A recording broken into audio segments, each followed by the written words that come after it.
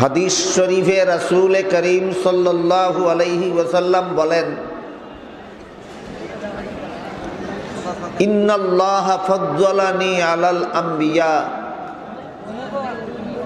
ওয়া ফাদ্দালা উম্মতি আলাল উমাম। এর অর্থ হলো, রাসূল বলেন, আল্লাহ আমাকে সমস্ত নবী রাসূলগণের উপর শ্রেষ্ঠ মর্যাদা দান করেছেন, আর আমার উম্মতকে সকল নবীর উম্মতের উপর শ্রেষ্ঠ মর্যাদা দান করেছেন। আর যতভাবে আল্লাহ এই নবীর উম্মতকে সকল নবীর উম্মতের উপর শ্রেষ্ঠ মর্যাদা দান করেছেন, এর একটা মাত্র পদ্ধতি হলো দাওয়াত ও তাবলীগ। দাওয়াত শব্দের অর্থ হলো আল্লাহর পথে ডাকা, আর তাবলীগের অর্থ হলো আল্লাহর কথা পৌঁছে দেওয়া। আল্লাহর বান্দাকে আল্লাহর পথে ডাকলে এই ডাকাকে দাওয়াত বলা হয়। আল্লাহর বান্দাকে আল্লাহর কথা পৌঁছে দিলে এই পৌঁছানোকে তাবলীগ বলা হয়। এই দাওয়াত ও তাবলীগের কাজ আমাদের নবীর আবির্ভাবের আগে আল্লাহ পাক রব্বুল আলামিন শুধুমাত্র নবী রাসূলগণের দ্বারা করাইছেন। কোন নবীর উম্মত এই দাওয়াত ও তাবলীগের কাজ ধরে রাখতে পারেনি, যে কারণে আল্লাহ আগের আমলে একই সময়ে একই দেশে একই সমাজে এমনকি একই পরিবারে একসাথে একাধিক নবী পাঠাইয়া দিয়েছে। যেমন হযরত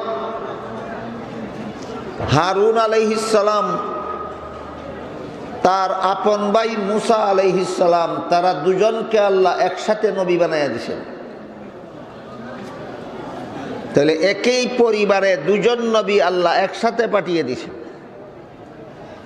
এইভাবে আল্লাহ পাক রব্বুল আলামিন একই যুগে দুনিয়াতে বহু নবী একসাথে পাঠাইছেন। কেন?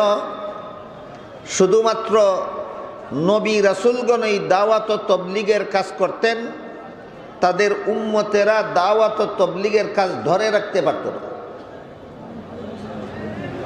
কিন্তু আমাদের নবী যেহেতু শেষ নবী, এই নবীর পরে আল্লাহ আর কাউকে নবী বানাবেন না, তাই এই নবীর পরে কিয়ামত পর্যন্ত দাওয়াত ও তাবলীগের কাজ আঞ্জাম দেওয়ার জন্য আল্লাহ পাক রব্বুল আলামিন এই নবীর উম্মতকে মনোনীত করেছে। আগের আমলে কোন নবীর উম্মত দাওয়াত ও তাবলীগের কাজ চালাতে পারছে না। শুধুমাত্র আমাদের নবী শেষ নবী হওয়ার কারণে এই নবীর উম্মতেরা কিয়ামত পর্যন্ত দুনিয়াতে দাওয়াত ও তাবলীগের কাজ চালিয়ে যাবে। তাহলে দাওয়াত ও তাবলীগের কাজ মূলত নবীগণের কাজ ছিল। এই নবীর উম্মতেরা সেই কাজ করবে। এই জন্য আল্লাহ পাক রব্বুল আলামিন এই নবীর উম্মতকে সকল নবীর উম্মতের উপর শ্রেষ্ঠ মর্যাদা দান করেছেন। এ মর্মে আল্লাহ পাক রব্বুল আলামিন তিলাওয়াতকৃত আয়াতে বলেন, ওয়ালতাকুম মিনকুম উম্মাতুন ইয়াদউনা ইলাল খাইরি ইয়া'মুরুনা বিল মা'রুফি ওয়া ইয়ানহাউনা আনিল মুনকার।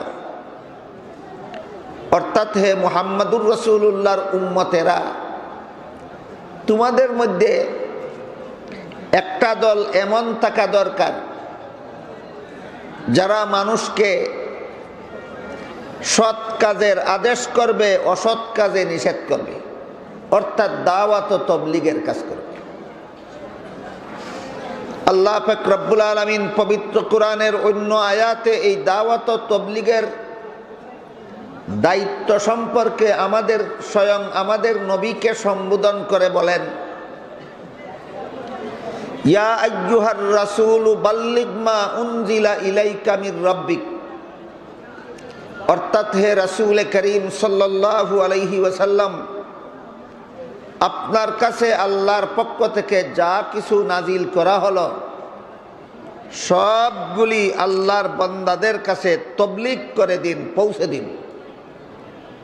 ওয়া ইল্লাম তাফআল ফামা বাল্লাগতা রিসালাতাহ, আল্লাহর নাজিলকৃত একটি কথাও যদি আপনি তাবলীগ করার বাকি রাখেন, তাহলে আপনাকে রাসূল বানিয়ে যে দায়িত্ব দেওয়া হলো সেই দায়িত্ব অসমাপ্ত থাকবে। যে সাধারণ কথা নয়, অত্যন্ত শক্ত কথা, যে আল্লাহর একটি কথাও যদি তাবলীগ করার বাকি রাখেন, তাহলে রাসূল হিসাবে আপনাকে যে দায়িত্ব দেওয়া হলো সে দায়িত্ব পালন হবে না।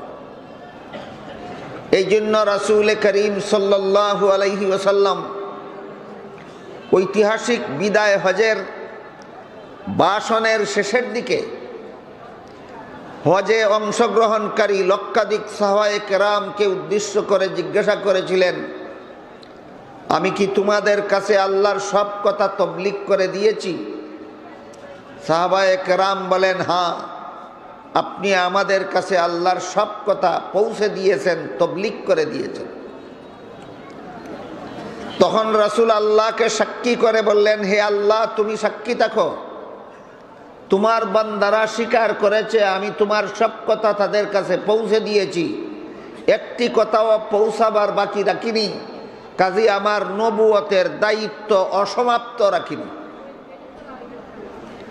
এই প্রসঙ্গে রাসূল করিম সাল্লাল্লাহু আলাইহি ওয়াসাল্লাম সর্বশেষে বলেন, ফাল ইউবাল্লিগিশ শাহিদুল গায়ব, আমি যাদেরকে পেলাম তাদের কাছে তাবলীগ আমি করলাম, আমি যাদেরকে পেলাম না তাদের কাছে তাবলীগ করার দায়িত্ব তোমাদের হাতে অর্পণ করলাম। আল্লাহ আমাদের নবীকে তাবলীগের যে দায়িত্ব অর্পণ করেছিলেন, দায়িত্ব সমাপ্ত করার পরে লক্ষাধিক সাহাবায়ে কেরামদের সামনে বিদায় হজের ভাষণে পরিষ্কার ভাষায় এই দাওয়াত ও তাবলীগের দায়িত্ব উম্মতের হাতে অর্পণ করে গেছে। বুঝে থাকলে বলুন, পূর্বেকার নবীগণের উম্মতেরা তাবলীগের দায়িত্ব পালন করত না শুধু নবীগণ করতেন? আমাদের নবী শেষ নবী হওয়ার কারণে, যেহেতু এই নবীর পরে আল্লাহ আর কাউকে নবী বানাবেন না, এজন্য এই নবীর পরে এই দাওয়াত ও তাবলীগের কাজ নবী নিজে নিজের উম্মতের হাতে সমঝে গেছেন। এই নবীগণের গুরু দায়িত্ব দাওয়াত ও তাবলীগের কারণে আল্লাহ পাক রব্বুল আলামিন এই নবীর উম্মতকে সকল নবীর উম্মতের উপর শ্রেষ্ঠ মর্যাদা দান করেছেন। বুঝে থাকলে বলুন তো, এখনো কি তাবলীগ নবীগণের দায়িত্ব না এখন তাবলীগ উম্মতের দায়িত্ব? আগের আমলে তাবলীগ ছিল নবীগণের দায়িত্ব, বর্তমান যুগে তাবলীগ হলো উম্মতের দায়িত্ব। কারণ যেহেতু এখন আল্লাহ আর কাউকে নবী বানাবেন না, এই জন্য শেষ নবীর উম্মতকেই তাবলীগের দায়িত্ব পালন করতে হবে।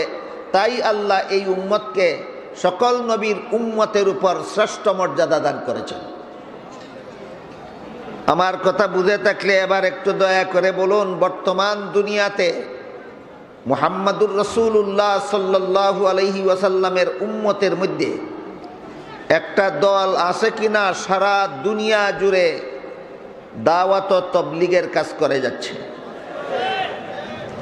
একটা দল তাবলীগী জামাত নামে আছে, সারা দুনিয়া জুড়ে মুহাম্মাদুর রাসূলুল্লাহর উম্মতের মধ্যে একটা দল সারা দুনিয়া জুড়ে দাওয়াত ও তাবলীগের কাজ করে যাচ্ছে।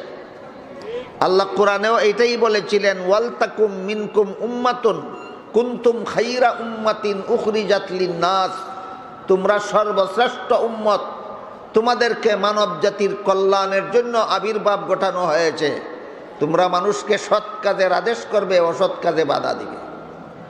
তাহলে সরাসরি দাওয়াত ও তাবলীগের দায়িত্বের সাথে উল্লেখ করে দিয়েছেন আল্লাহ, আমরা শ্রেষ্ঠ উম্মত কেন? নবীগণের এই দাওয়াত ও তাবলীগের দায়িত্ব পালন করার কারণে।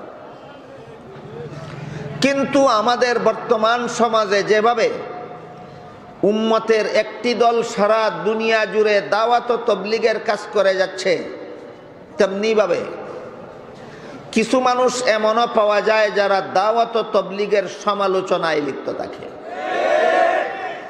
কোন নবীর সমালোচক ছিল না? সমস্ত নবীগণের বেলায় তো একদিকে নবীগণ দাওয়াত ও তবলিগের কাজ করে চলেছেন, অপরদিকে সমালোচকেরা নবীগণের সমালোচনা চালু রেখেছে। সমালোচকেরা নবীগণের দাওয়াত ও তবলিগের সমালোচনা করেছিল বলেই কি তাদের দাওয়াত ও তবলিগের হক বন্ধ হয়ে গেছিল?